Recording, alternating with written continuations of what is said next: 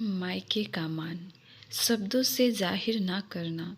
किसी के वजूद की पहचान हर कोई इतना कह नहीं पाता जितना महसूस करता है। रसीम बहुत ही सीधे और सरल स्वभाव की थी और उसको जीवन के दाव पेच कुछ कम समझ आते थे।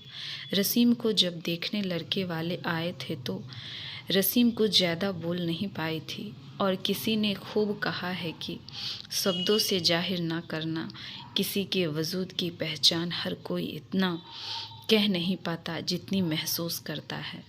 और ये कहावत रसीम पर बिल्कुल सटीक बैठती थी।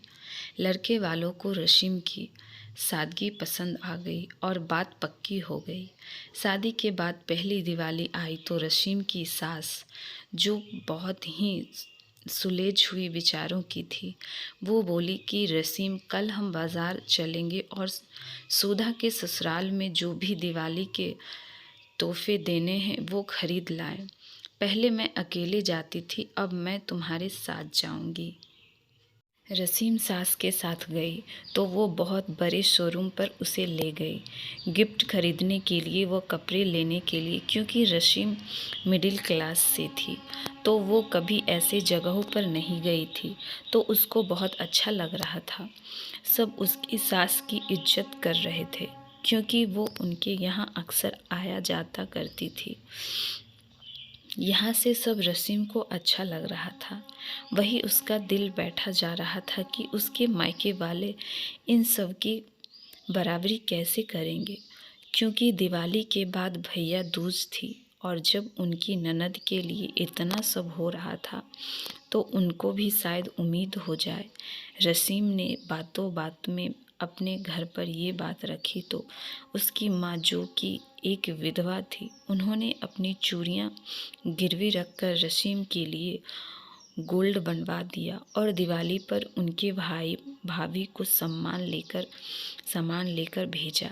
सबने खाना खाया और रसीम किचन में बर्तन रखने गई तो शकुंतला जी ने कुंदन से ये बात कही। बेटा, अगर बुरा ना मानो तो एक बात कहूँ। जी आंटी जी, कहिए। ये जो भी कुछ तुम लाए हो वो मैं जानती हूँ अपने सामर्थ्य के बाहर से लाए हो। क्यों ना, क्योंकि हर लड़की मायके का मान चाहती है। अपने ससुराल पर मेरा निवेदन है कि 250 और एक मिठाई के डिब्बे से ज़्यादा मैं कुछ नहीं रखूँगी, क्योंकि भाई का हक होता है बहन को देना। इसीलिए ये शगुन और तुम दोनों का प्यार हमेशा मीठा बना रहे। इसीलिए ये मिठाई काफ़ी है कुंदन। कुंदन ने कहा। कुंदन के मना करने पर भी उन्होंने सादर को सामान वापस कर दिया, क्योंकि वो जानती थी कि वो सामान उन्हें अपनी चादर से बाहर जाकर खरीदा है।